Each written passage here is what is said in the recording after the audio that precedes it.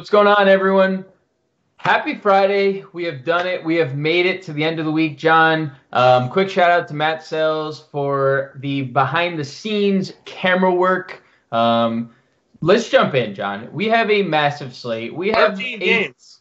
We have a ton of injuries. We have a ton of Vegas totals. We have just players that you've never heard of going to score 40 points. We have Jimmer Fredette. We have nothing but net. It's going to be crazy. Let's just jump in right away, John. Let's just talk about the injuries because there are a boatload. I don't really know where to start. I'm just going to read off my list that I have here, my handy-dandy notepad. Taj Gibson's out. Kevin Love is out. OG Anunoby is playing. Marvin Williams is out. Michael Kidd-Gilchrist is going to start. Rashawn Holmes is out. Stanley Johnson is out. Seth Curry is questionable. Marcus Morris has been upgraded to questionable.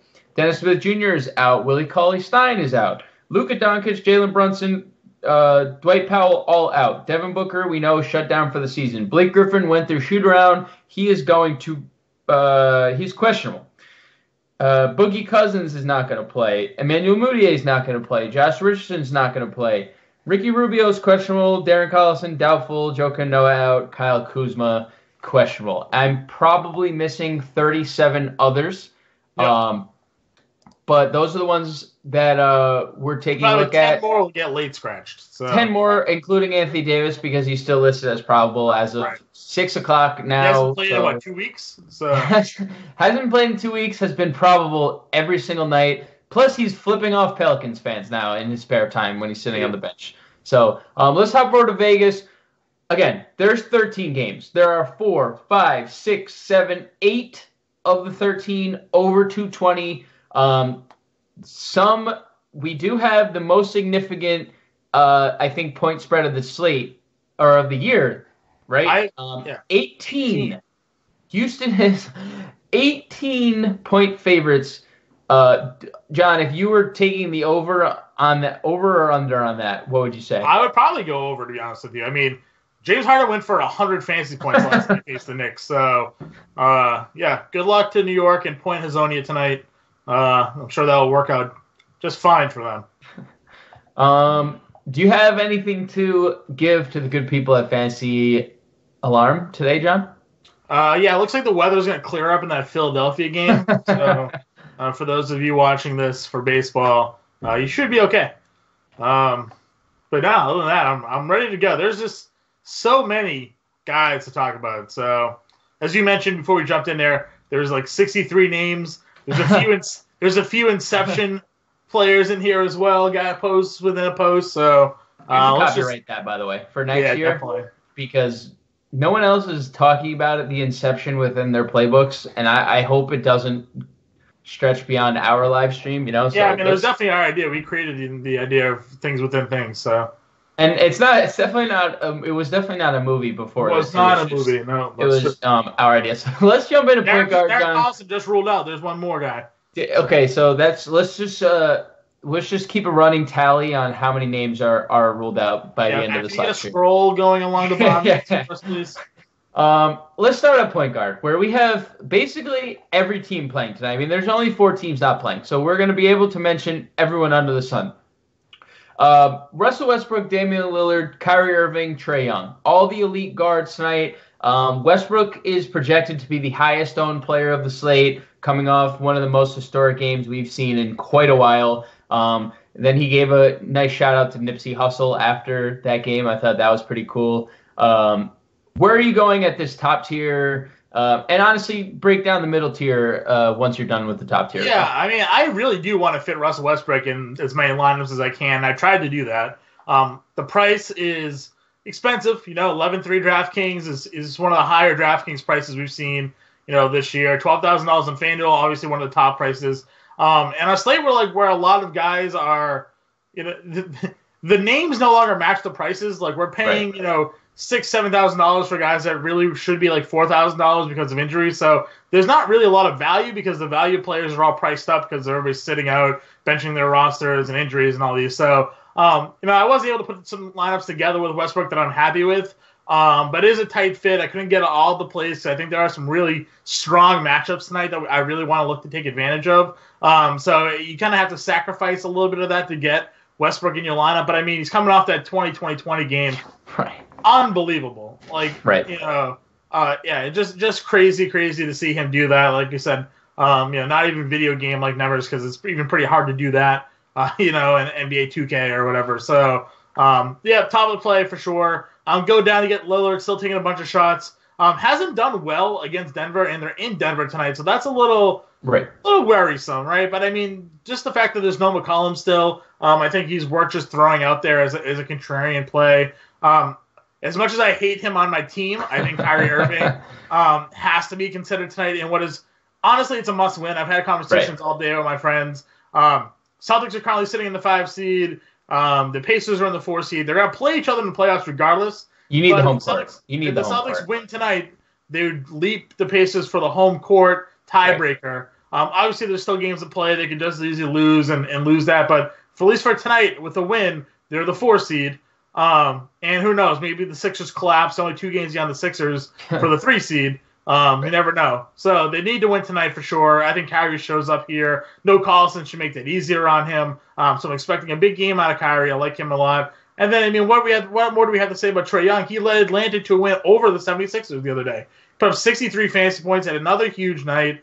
I mean, this is a kid that's really, I think, trying to close out the season, making everybody remember that, hey, Luka Doncic is hurt. I'm the one playing, winning games for my team. They're already counting out against playoff teams. Like, I should be the rookie of the year. I'm expecting another big night out of him. Again, price tag's up there, but I mean, a good matchup against Orlando where I honestly think, though Orlando's sort of in the playoff hunt and Atlanta isn't, they're probably a lot closer now, sort of the way Young has elevated the Atlanta Hawks team of late. So, I do really like him at the top. If we're going middle, we got Jamal Murray, Goran Dragic, Shai Gilgeous-Alexander. We love SGA. We've been talking about him for weeks now. He has a really strong matchup against the Lakers. He's putting up over 30 fantasy points now over the last 5 games. Fills up the stat sheet, all in there. Dragic, playing 35, 36 minutes a night. Again, Miami, you look at the bottom of that Eastern Conference playoff standings, there's like a game and a half essentially separates like the 6th seed to being out of the playoffs. Yep. Miami's still very much in that race. They're leaning on Dragic here. Great spot against Tyus Jones tonight. I'm not too worried about Dragic in this spot. He should play a bunch of minutes, and we know the upside that he brings. And then Jamal Murray, he brings that GBP upside that you've been talking about with him all year. Went for 43 the other night, went for 50 against the Thunder 2 games prior. Plays well against Portland this year. So, again, on a GBP basis, I think Jamal Murray fits a lot of builds tonight. Let's move over to shooting guard, where, again, you mentioned that James Harden scored 100 fantasy points against the Knicks. I'm very weary about him even playing more than 2.5 quarters. Maybe he just doesn't play after half if it's actually going to be 18. Are you spending up? You're spending up on Westbrook over Harden tonight, right? Yeah, I'm not paying for Harden. But he is obviously the pivot off of Westbrook, just in terms of a total ceiling for tonight's slate. But I mean, how do you look at that 18-point spread and think you're going to get 3 quarters out of James Harden? Right. It just doesn't seem likely, especially the fact that they're in Houston. I just don't see if you're building 20 lineups tonight, throw James Harden in 2 or 3. Maybe he does play 30 minutes tonight and goes for 90 to 30 minutes. It's the Knicks. It's not like he's not going to take 50 shots. So, there's some pivot GBP appeal if you're kind of maxing out some tournaments, but definitely not in any sort of single entry builds or definitely not cash games for me tonight. The guy that I really want to play and the person I've had trouble fitting in my lineups because I'm trying to go heavy on Westbrook tonight is Donovan Mitchell because we're waiting on news if Rubio and Nato are going to play or not. I think it was Rubio sat out the last game. They're both questionable tonight. If they both sit, we get that point Donovan Mitchell, and he has 60-plus fantasy point upside in that matchup, and he draws the Kings. So he gets that spot up against De'Aaron Fox, who we've been targeting all season long defensively, horrible defensive team. If we're going to get Mitchell starting at point guard tonight as a primary ball handler, I'm really going to try to maybe think a little bit if I really want to pay up for Westbrook, and maybe I'd rather spend down and fit Trae Young and Donovan Mitchell in my lineup instead of Westbrook and plan B on shooting guard. So Harden and Mitchell, obviously the 2 guys up here. I threw Beal in the players I like, but not someone I wrote up in terms of analysis. He's just always someone at the top I think you need to consider as well. Yeah, and he's just playing a gajillion minutes regardless of. Right. They just don't care. They're just going to let Bradley Beal get that bonus by making the All NBA team and Yeah. move on from there. The rest of the shooting guard position, you gotta have guys like Buddy Hield. We know he's a tournament play. Lou Williams, another guy we know is a tournament play. And Lakers shooting Yeah. guards don't defend anybody. No Mike Conley means yes, please to DeLon Wright. And there's no Dallas anybody, no one worth noting in Dallas. You like D Wade tournaments or cash games? Both. I like them all formats. I like Wade in all formats. You mentioned the Dallas thing. At point guard, he's written up at the top, but Trey Burke, again, someone you can certainly throw in your lineup tonight at point guard. Because again, they're benching everybody. Doncic, Brunson, no Powell. Like it's going to be the backups of the backups. They're over there in Dallas tonight. Evan Fournier has a pretty decent ownership percentage for a 13-game slate, and he's been really good, and he gets Atlanta. So I think he's probably someone. Him and Ross have both done very well against Atlanta. I mean, it's Atlanta. A lot of teams do well against them. Right. But there are games where, like, obviously Fournier kind of disappears, but averaging 33 fantasy points against Atlanta this year. Ross averaging 28 fantasy points in 24 minutes off the bench. So both of those guys in play at shooting guard for Orlando tonight. You like Wiggins and Waiters, guys you have not written down in your playbook? Yeah, Waiters for GPPs. I consider Wiggins in cash. I know we kind of go back and forth on him, you and I, at times, but him and Towns are really the only two guys that you can really rely upon, I think, right now in that Minnesota lineup. So I think both of them are fine. I like Wayne Ellington. I know Blake Griffin coming back will probably take some shots away from him, but we attack OKC at the shooting guard spot. Ellington's been very good, actually. 3 of the last 4 games, he's scored 24 or more actual points in those games. So, I mean, he's lighting it up. We know he's a sniper from outside. That's how you beat OKC. So Ellington could be, a nice mid-tier play there as well. And then your 2 value guys, Justin Anderson, who we know is going to start tonight, and then Jordan McRae, who you were poo-pooing the other day. You saw him in my playbook, and then he went off because he's just one of those guys who just has never seen a shot he does not like, period. He'll shoot no matter the situation. So they're definitely 2 viable value options. Moving on small forward, it always is more of a bleak position, seemingly, especially on FanDuel, and I guess that's why we see Paul George's ownership at nearly 19% on a 13-game slate. I mean, that's pretty high considering how much variance you could have with your lineups on a 13-game slate. Right. Is he? I mean, he's really the only spend up in your playbook. Like Danilo Gallinari, Joe Ingles, and Bojan are all mid-tier. Paul George is really the only spend up, right? And then you could talk about the mid-tier after that. Yeah, I mean, I have Paul George in the playbook written up again, and it's purely, as you said, he's the only real spend up there. I do have Kawhi Leonard listed. I assume he's playing tonight. We don't know yet. Obviously, he could always just be scratched. But again, him against Charlotte, that's fine.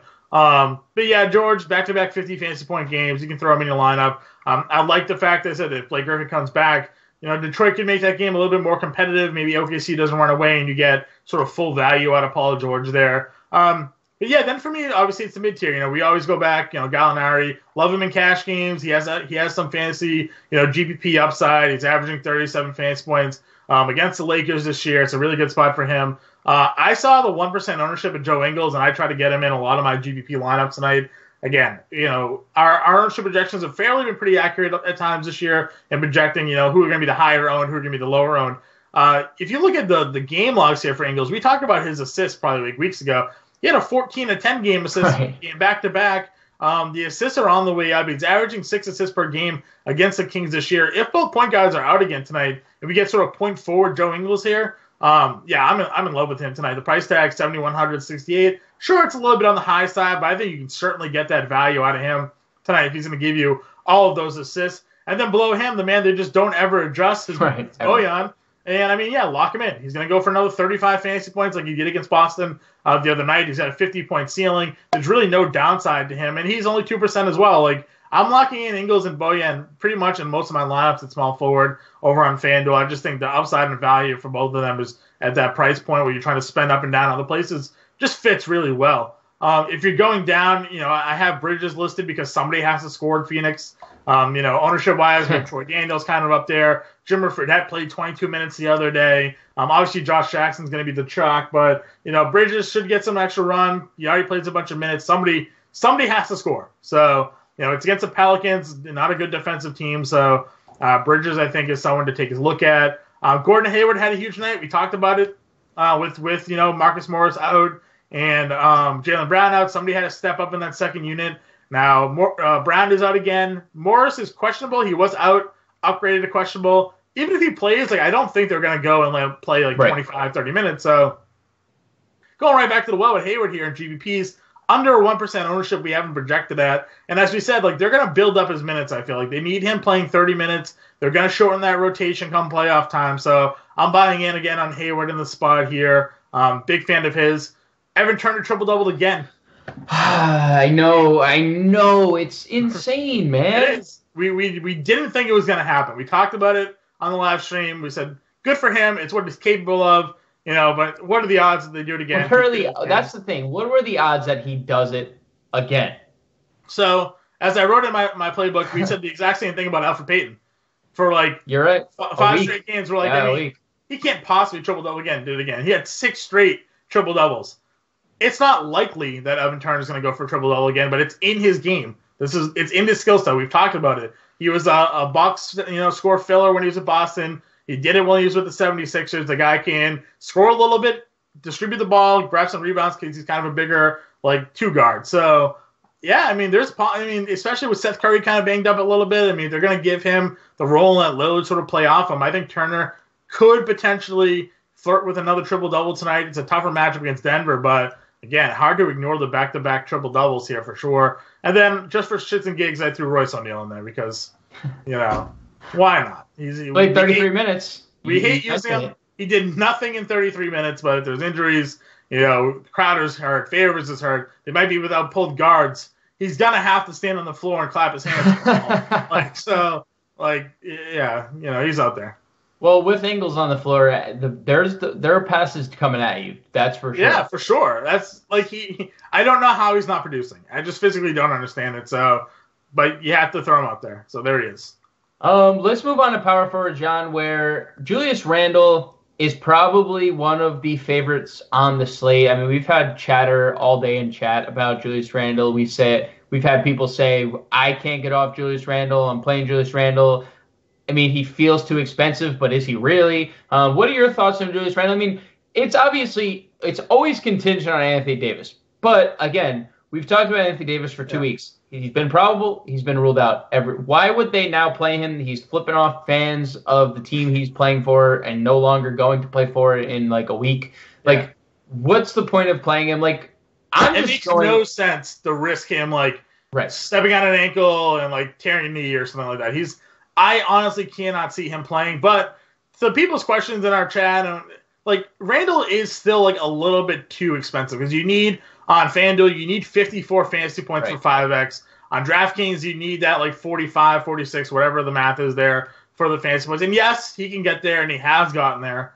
But that takes away a lot of his upside because now for upside, you need 60, you need 70 fantasy points. And while he can definitely do it against Phoenix, you don't know how that rotation is going to play out. They have other guys at center that they could want to take a look at. So I'm not playing him tonight. If you put him in your lineups, I'm not going to sit there and tell you not to because I will agree with you on what the upside that he potential brings. But you can save money and go play John Collins or Bam, and guys like that who are going to give you 40 plus fantasy points most nights and at a discount. So Collins, Bam, Gordon, all those guys I think kind of below them are just as appealing to me than paying up $9K for Randall. And that was going to be my next thing. You have Aaron Gordon as a pivot, and he's going to be pretty highly owned tonight as well. 17% on DraftKings, 12% on FanDuel. Last 2 games, 41 to 53 fantasy points. Again, it's Atlanta, and Orlando currently holds a playoff spot, so it's something that we like to target. The rest of your power forward position, you got the likes of Christian Wood, obviously a play if Anthony Davis sits. We have Thaddeus Young, who has been really consistent. I don't think he has a lot of GPP upside, but I think he's a nice, steady cash game play. Marvin Bagley Jr., how many minutes are we going to see with no Willie Cauley-Stein? Hopefully all of them is the answer, 48. Obviously wishful thinking there, but there's obviously minutes to be had with Cauley-Stein out. You got guys like Ivan Rabb, who the Grizzlies just don't have able bodies. I don't know if one of the 9 Zellers is officially playing tonight. Like, I know they signed him today. I don't know if he has made it to Memphis and is suiting up. Like, he's obviously not on the slate and whatever, but I'm interested to see if he is like, they're just like, all right, we Yeah, just need you. I think he's just gonna be a body. I mean, Right. he has kind of floated around different teams, so it's not like he's coming off the streets from not like playing. Like I think he was just where like Atlanta or something like that. So like he's kind of been with teams, so it's possible. But I think he's largely there just to back up and in case somebody gets hurt. No, of course. It was just me speculating if he is going to take any minutes away from Ivan Rabb. Yeah. Because if he's not going to play, which was the other part of the other part of it, then Ivan Rabb's going to again play 30 plus minutes, and he makes for an excellent play. I think he's good for 30 plus tonight again. And Dallas took away Powell. I'm not sure who they're going to start at center tonight. It could be Dirk, for all we know. Salam Esri? Yeah, it could be Salam Esri. It's possible. But he's like Boban. He can only play like 15 minutes, and he can't get on the floor anymore. I have a lot of Bagley in my lineups tonight. No Cauley-Stein. I know it's a tough spot here against Gobert, but we haven't really been afraid of attacking Gobert offensively this year. Like in years past where he's been like the best defensive player in the NBA in terms of defensive rating and he blocks all the shots, hasn't really been the case this year. Like you've been able to play centers against him and have like productive nights. So I'm hoping they don't mess with Bagley's minutes tonight. No Cauley-Stein. I want to see 35 minutes out of him. The dude is just a monster when he gets that run. He definitely is a monster when he gets the run. The key is to get the run, and they're still playing Nemanja Bjelica, John. So but there's no Cauley-Stein tonight, so they have. I know. No, of course. I'm just saying, like, even when Cauley-Stein, he's the Kuvas tonight. He was. Yeah, he was also part of the rotation in the last game. A few more guys. You have Jason Tatum, Josh Jackson. Jackson probably, would you say, top 3 chalky play on the slate now that Rashawn Holmes officially especially against Phoenix. I mean, especially against the Pelicans at home for him. I mean, we saw him really have huge games at the end of last year when Booker and Warren, all those guys were out because they had nobody else. And here we are again, Josh Jackson pretty much being the only player that can shoot the basketball effectively there in Phoenix against one of the best matchups for wing players in the NBA against Pelicans. So, yeah, I was surprised to see just the ownership that we had early. I'm expecting when the update comes out for that to be bumped up a little bit. And then Tatum, we talked about him last stream as well. With Morris out, with Brown out, the offense had to sort of, go in another direction a little bit. Tatum had a decent game there against Miami. If Morris is ruled out again, I still think Tatum could be a decent play. Yeah, and 39 minutes is super encouraging. They're just not taking him off the floor. And you said they're shrinking their rotation. They're already shrinking their rotation too. So it's Tice isn't even playing anymore, and he was a guy that was playing 20 minutes a night for them. So like they've cut it down to like 6 or 7 guys pretty much, and that's what they're doing. So one of those 6 or 7 guys, actually perfect pivot over to center, is Al Horford, who you have written down. He's not he's not the top spend up, but you are a big fan of him going up against Indiana. You have him, you have Bryant, you have Cantor, you have Vucevic. Like, how are you breaking down the center position tonight, John? Yeah, so I have it listed actually as Vucevic as my favorite center of the slate. He gives you that little discount over on DraftKings, I think it was, or FanDuel rather, off Gobert. He's actually more expensive than Gobert on DraftKings, but on FanDuel where pricing gets a little tight, he's averaging over 50 fantasy points against Atlanta. There's really nobody that can stop him. If John Collins has to defend Vucevic, he'll probably foul out within like 4 minutes. So Vuk for me, top spend up. Gobert, love the matchup against Sacramento. Again, no Cauley-Stein. Bagley, more of the athletic, offensive type player, so Gobert shouldn't really have any problem on his own right on the offensive end, and he's averaging 47 fantasy points right now over the last 5. So top 2 price guys works for me. If Blake's back, I'm not on Drummond. If Blake is out, I think you can look at Drummond again, because without Blake, Drummond's gone for like 70 fantasy points, 65 fantasy points. So he's a monster with no Blake Griffin, but if it's looking like Blake is coming back, so Drummond for me, I kind of bailed on. Thomas Bryant, the other day we talked whether we would rather play Bryant or Cantor. Well, they both went for double-doubles. Didn't really matter there. Bryant's got double-doubles in 5 of the last 6, so you can go to him against the Spurs. That's fine with me. Cantor the same thing. You can play him against Denver. He'll probably go for another double-double today. Perfectly okay. In Horford, I like in cash games. He's averaging 40 fantasy points over the last 4 games. Pivot off of him is Aaron Baines, who they've been starting at center. They've actually been playing Horford at power forward. So Baines is like $4,600 in that range.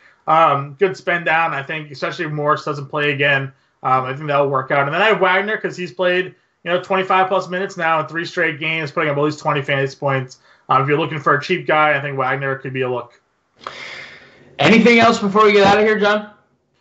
I mean, not really. You can play the value guys over in Phoenix. Jimmer Fredette, we didn't really talk about, but a guy you can look at, Troy Daniels. Like, there's value on the slate. It's just like you don't feel good about it. So Right. You can make it work if you want. There are some guys I like in the playbook that I said I wrote up at the top, but it's a big slate, a lot of options. So I think this is where the research will really help you separate. Other than that, though, not really. I think everybody should just go win some money. All right, that does it for us. Exactly 6:30 on the nose. 30 minutes of roster lock. We'll be in subscriber chat. Until then, we'll catch you guys in a Word Circle.